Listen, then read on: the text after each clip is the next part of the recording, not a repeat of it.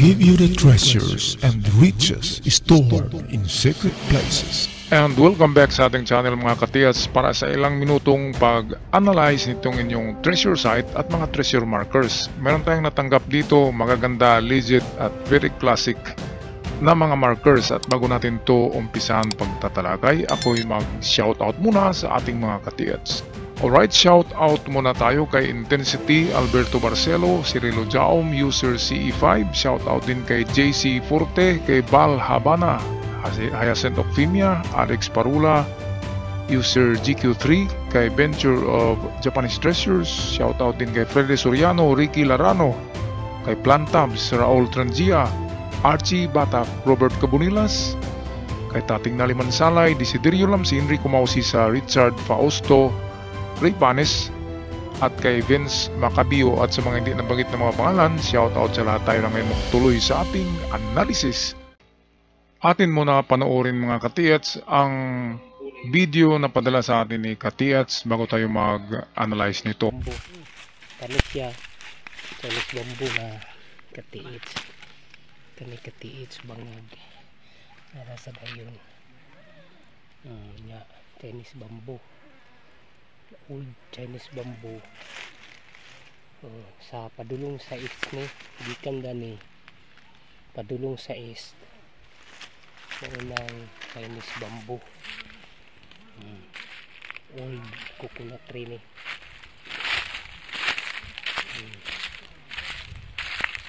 Kapagayan katiits.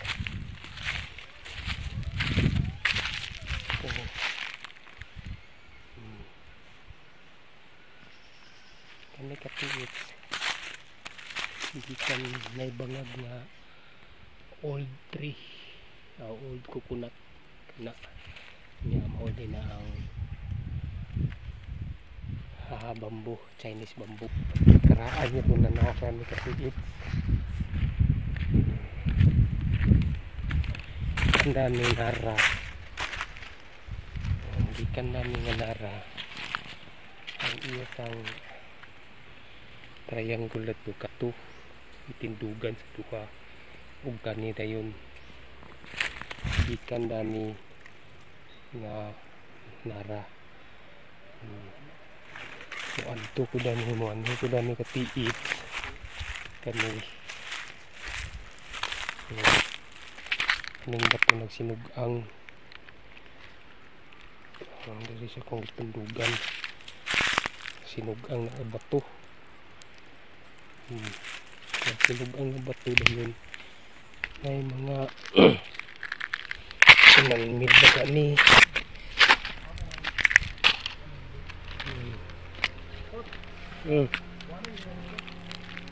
Kini katiits. Triangle na nga bato. Tulo ka buok. Daw may patay nga mga lubi. Okay mga katiyats, napakaganda ng site na natagpuan ng ating katiyats kasi meron itong Japanese or Chinese bamboo na itong maliliit na klase, at sa malapit lang sa puno ng Chinese bamboo na yan ay merong mga batong may magandang mga hugis. Pwedeng mga treasure marker ang mga ito. Atin to tatalakayin mamaya. Atin muna tingnan iba pang mga marka dito. Katulad na lamang nito, ito'y pointer. Kung nakita nyo, matulis yan, at yan ay naka-point direkta sa puno ng Chinese bamboo. Or minsan tinatawag yan na Japanese bamboo, pero ang known name niyan ay Chinese bamboo. At dito sa malapit sa kanya, isang dead coconut tree na talagang century na yan, patay na yan, at merong napakalaking butas. Kaya yan, tingnan nyo mga katiets, perfect triangulation of classical treasure marker ng Yamashita. Diba napakaganda? Balikan natin yan mamaya. Atin muna tingnan ang iba pang mga marker na narito. Ito, mas grabe ito.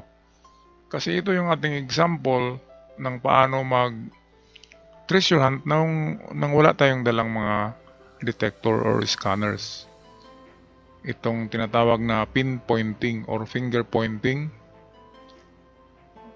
Itong triangulation rock na mayroong espasyo sa gitna niya. Napakaganda niyan, lalo na itong isa ay triangle ang hugis nito. At ang dalawa ay mabilog, kaya napakaganda rin yan.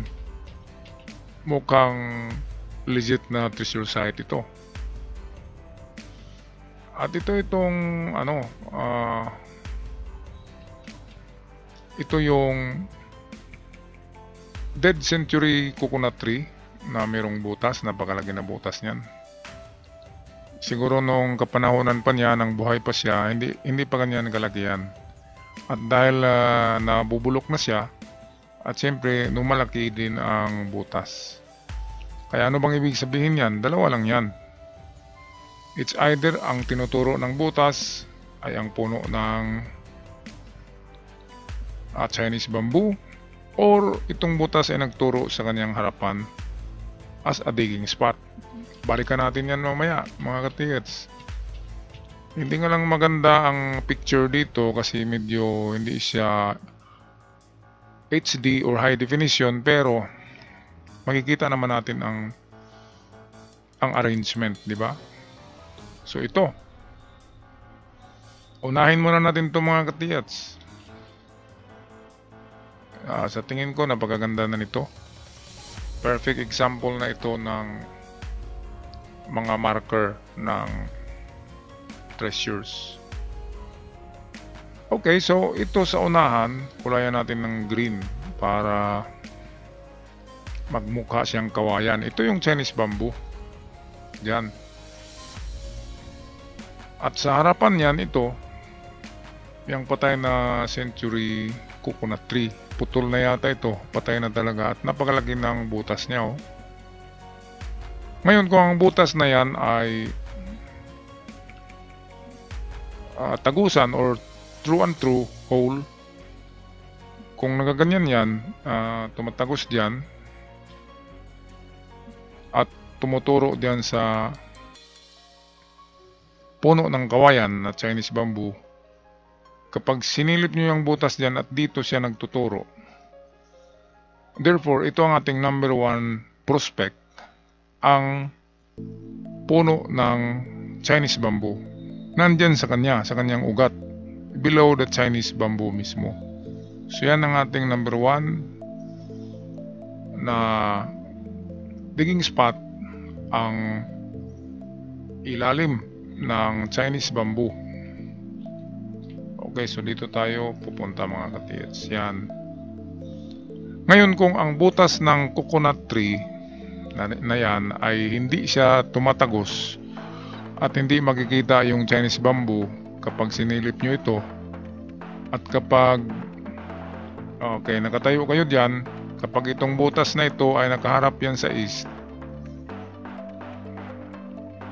o kahit hindi eksaktong east, basta halimbawa southeast or northeast, ay pwede na yan. Basta nakaharap ito sa northeast or southeast or east. So northeast, east or southeast, yung tatlo na yan, kapag nakaharap itong butas na malaki, yan ay jackpot na. Ngayon, ang distansya na lang niyan ang ating problema. Kaya magkaroon tayo dyan ng tatlong digging spot align sa tatlong direksyon na yan, northeast, east, southeast. At para sa akin, sa mga kahoy, ako'y mag-umpisa ng 5, and then 7, and then 9. Kasi kapag kahoy medyo malayo-layo siya, kasi kapag ibinaon mo ng 3 meters lang malapit sa kahoy, ay mahirapan ka ng i-retrieve yung ibinaon mo na kung isang kahon man yan na ginto, ay lalamunin niya ng ugat ng kahoy. Kaya nilalayo yan ng hapon. Nasa 5, 7, 9, hindi na gaanong maabot yan ang ugat ng kahoy. Kaya yan ang mga probable distances. Itong arrow naman, ito'y arrowway na nagtuturo na dyan. Tinuturo niya ang kawayan. Kaya nga nagiging number 1 natin na prospect ang kawayan. At hindi itong bato, hindi niya tinuturo ang dead old coconut tree. Kaya yan mga katiyats, meron tayong dalawa na prospect, ang kawayan at ang harapan nitong coconut, dead old coconut tree. Okay, patuloy tayo. Okay, tapos na tayo dyan. Tapos na rin tayo. Okay, dito tayo. Itong nakatriangulong mga bato. Napakaganda. Perfect example of a classic marker. Ang nakatriangulong bato. Ayan.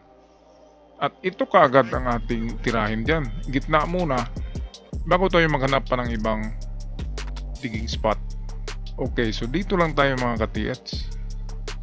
Ngayon magtaka kayo bakit ang sikip ng ang liit lang niyan. Siguro walang isang 1 meter ang ano niyan. Ang pagitan ng mga bato. So ganito yan nang magbaon sila noon. Kasi yan ay small deposit lang yan. So ganito yan, ito yung lupa, ito yung triangulong bato. Yung isa nandun yan. Ngayon itong dito, napakasikip to na espasyo. Ito yung hukay nyo. So, lalim yan, mababaw lang yan. Nasa 3 meters lang yan. Hanggang 4. At pagdating dyan, 3 to 4 meters na deep, ay malaki na yan sa baba. Nagaganyan na yan. At pwede na nila dyan ilagay ang kanilang ibabaon, left and right. So, pwedeng left and right ay merong box. So, malaki na ang espasyo sa loob nito. Sa baba. Pero sa entrance ay napakasikip, isang tao lang ang kakasya niyan. So ganyan ang mga pagbaon nila ng ganyan na small deposit sa triangulong bato. Ngayon dahil sa napansin natin itong bato na ito, triangle ang hugis niya. So pwedeng direction siya papunta sa unahan. Okay, so ito yung bato na yan, ito. Ngayon pwedeng wala dito. Pero yan ang ating number 1 digging spot. Ang ating number 2 dyan ay ang tinuturo nitong triangulong bato na ito.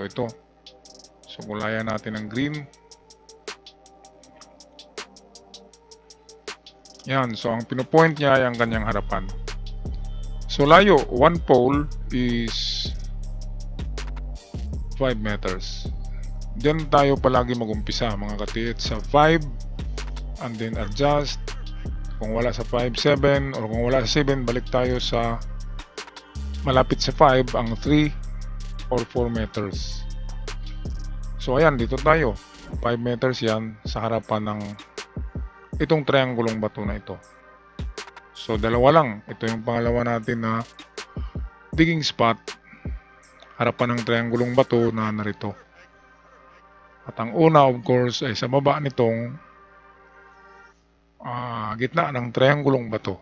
Okay, so napakaganda mga ka-TH ng inyong treasure site. Legit na ano ito, Chinese bamboo.